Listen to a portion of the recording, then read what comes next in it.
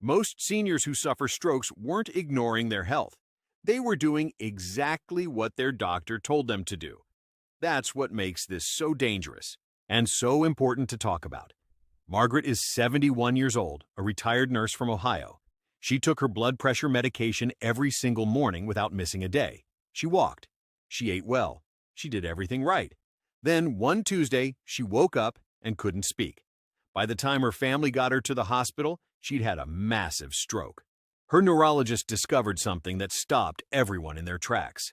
Margaret hadn't been skipping her medication. She'd been taking it the wrong way at the wrong time, the wrong foods for years, and nobody had ever told her. I've spent years studying how medications actually work inside the body, and I can tell you this. What happened to Margaret is far more common than most doctors realize. By the end of this video, you'll know the 5 blood pressure medication mistakes that are quietly making these drugs useless or even dangerous, and exactly what to change starting tonight. Here's what most people don't know. Swallowing your pill doesn't automatically mean you're protected. Blood pressure medications are time-sensitive tools. Your body runs on a 24-hour internal clock, and your cardiovascular system follows that same rhythm.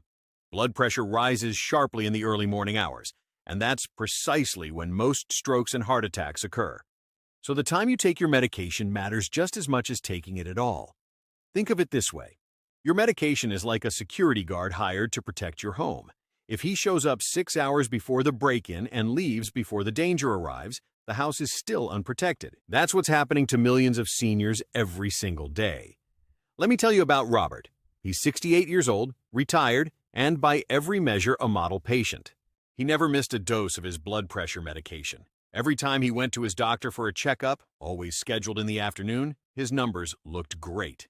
His doctor was pleased. Robert felt reassured. Everything seemed fine. Then one morning at 6 a.m., Robert's wife found him on the bathroom floor. He'd had a stroke. Not because he ignored his health, not because he skipped his medication, but because of something so simple it's almost hard to believe. The time of day he was taking his pill. Here's what was happening inside Robert's body. Most blood pressure medications stay active for somewhere between 12 and 18 hours. When Robert took his pill every morning at breakfast, it was working hard by midday, right around the time his afternoon doctor visits showed those perfect numbers. But by the early hours of the next morning, the medication had worn off. The protection was gone, and that's exactly when his body needed it most. Your blood pressure doesn't stay the same all day. In the hours just before and after waking up, it surges, sometimes dramatically. This is called the morning blood pressure surge, and research has shown it's the most dangerous window of the entire day. It's when the majority of strokes and heart attacks happen, so if your medication runs out at 2 a.m. and your blood pressure spikes at 5 a.m., you are completely unprotected during the highest risk hours of the day. Going back to our security guard, this is like hiring him to work the noon shift when every break-in on the street happens at dawn. He's doing his job. He's just doing it at the wrong time. A major study called the MAPEC trial, published in 2010 in the journal Chronobiology International, looked closely at this exact issue. Researchers found that patients who took at least one of their blood pressure medications at bedtime had a 61% lower risk of heart attack, stroke, and other serious cardiovascular events compared to those who took all their medication in the morning. That's not a small difference. That's life-changing. So, what should you do? The first step is simple. Talk to your doctor and ask directly whether your specific medication is a good candidate for bedtime dosing. Not every blood pressure drug works the same way, so this isn't a one-size-fits-all switch. However, 2 of the most commonly prescribed classes, ACE inhibitors and ARBs, are generally well-suited for evening use and have strong research behind them. Don't just make the switch on your own. Bring this up at your next appointment and ask the question clearly. Most doctors will be open to the conversation. Taking your blood pressure pill at breakfast is like locking the front door after you've already left for work. The lock works fine. You're just using it at the wrong time. Dorothy is 74 years old and the kind of person who reads health articles and tries to do everything right. Every morning she sat down to take her blood pressure medication, a calcium channel blocker, and she paired it with what she believed was a heart-healthy routine, a tall glass of fresh grapefruit juice, her daily calcium supplement. She'd been doing this for years, proud of the habits she'd built.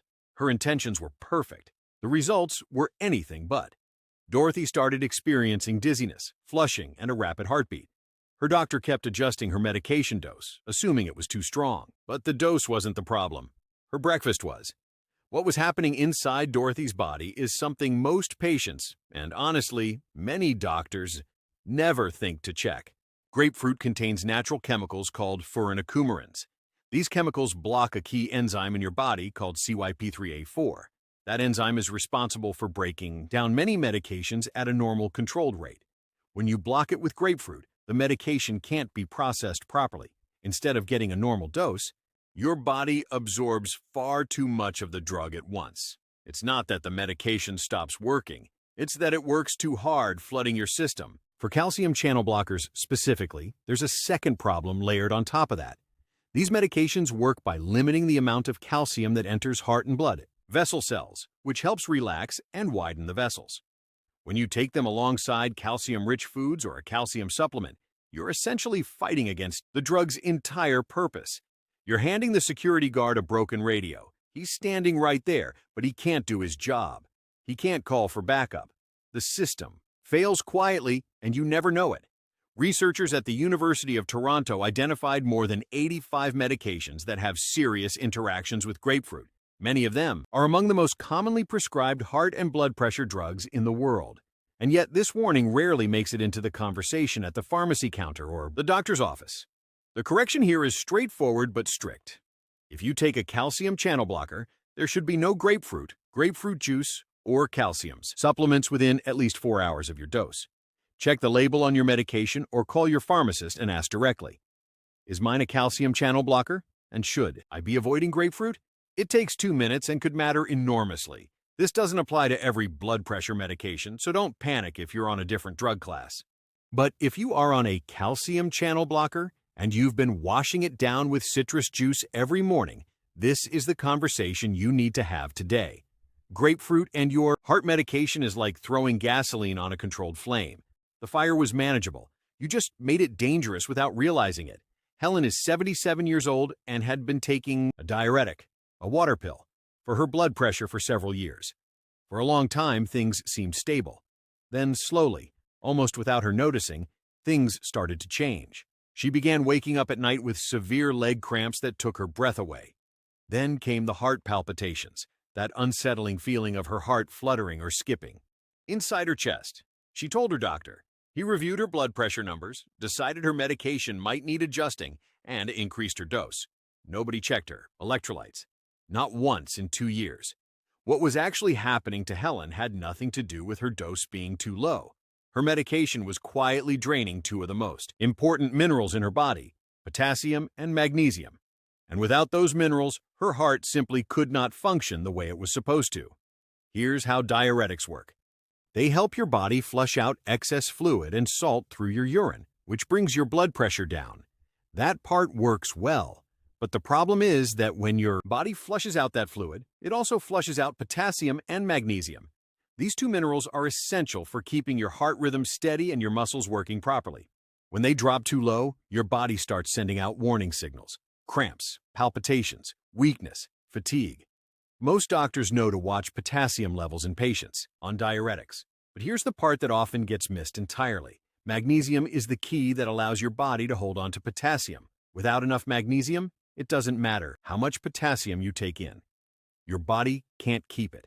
You can supplement potassium every single day and still stay dangerously low if your magnesium hasn't been addressed first. It's like the security guard successfully evacuating people from one floor, while a fire he started is spreading on the floor above. One hand is helping while the other is causing damage. A study published in the Journal of the American College of Cardiology found a direct link between magnesium deficiency, caused by diuretics, and a serious condition called ventricular arrhythmia, an abnormal heart rhythm that can become life-threatening in older adults. This isn't a minor side effect. This is a documented, measurable risk that goes undetected when magnesium isn't being tested. If you are currently taking a diuretic for blood pressure, there are 2 things you need to do.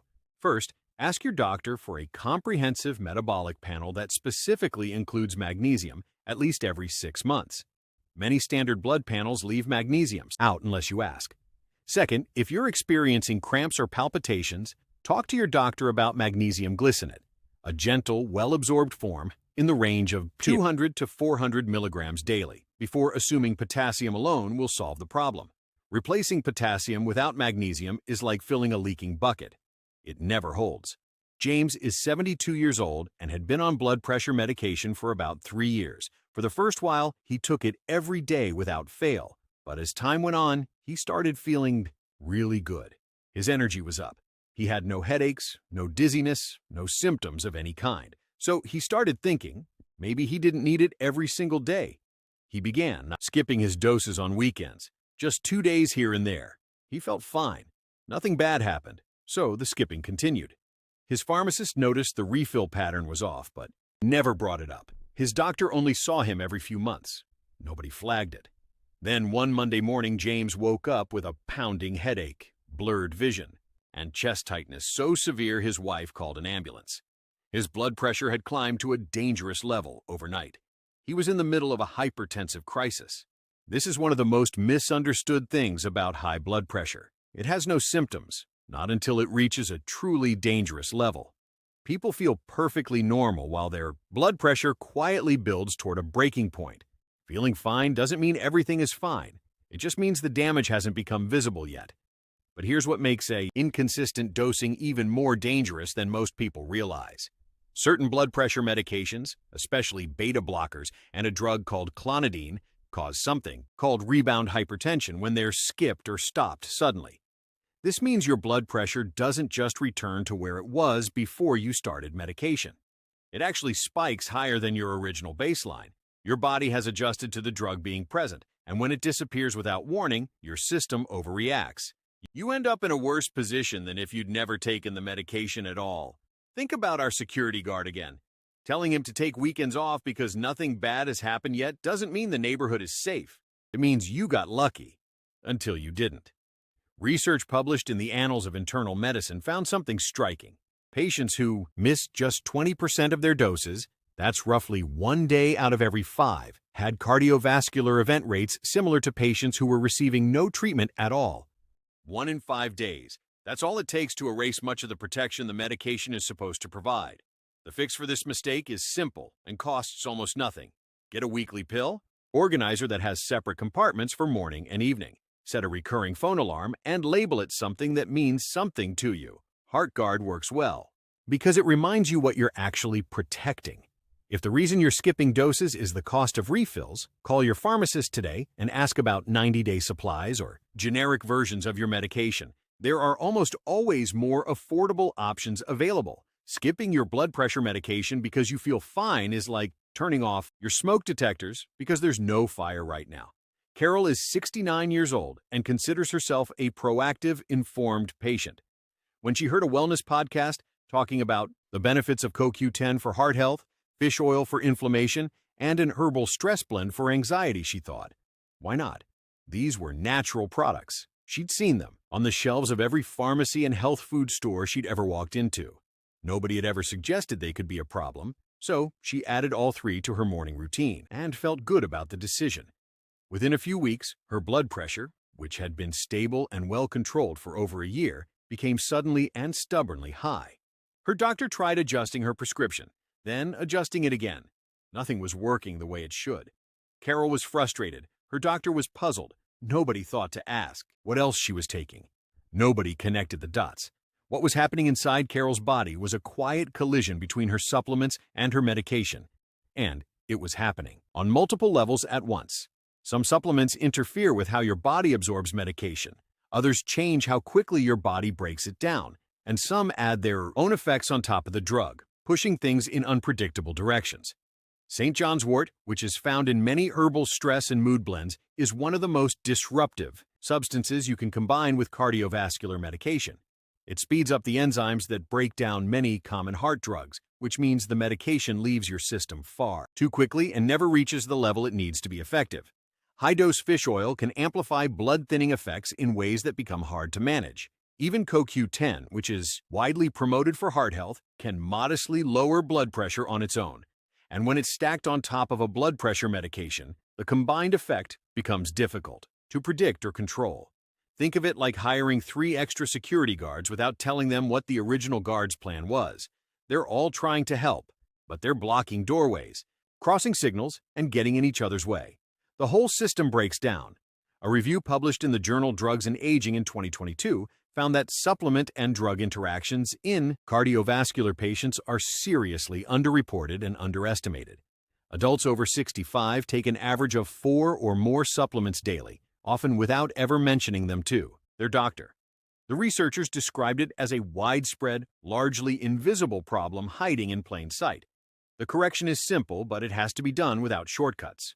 Gather every single bottle in your home, every prescription, every vitamin, every herbal product, every powder, and bring them all to your next doctor's appointment. Before you do anything else after this video ends, I want you to get up and go to wherever you keep your medications. Your bathroom cabinet, your kitchen counter, your bedside table, wherever that is. Because what I'm about to walk you through will take less than 5 minutes, and it could genuinely change what happens to you in the months and years ahead. First, look at your blood pressure medication and find out what class it belongs to. If it's a beta blocker, an ACE inhibitor, or an ARB, write down a note to ask your doctor specifically about bedtime dosing at your very next appointment. Don't wait for them to bring it up. Ask directly. Second, if your medication is a calcium channel blocker, move your grapefruit juice and your calcium supplement away from where you keep your pill. Not in the same cabinet, not part of the same morning routine. 4 hours of separation at minimum, every single day.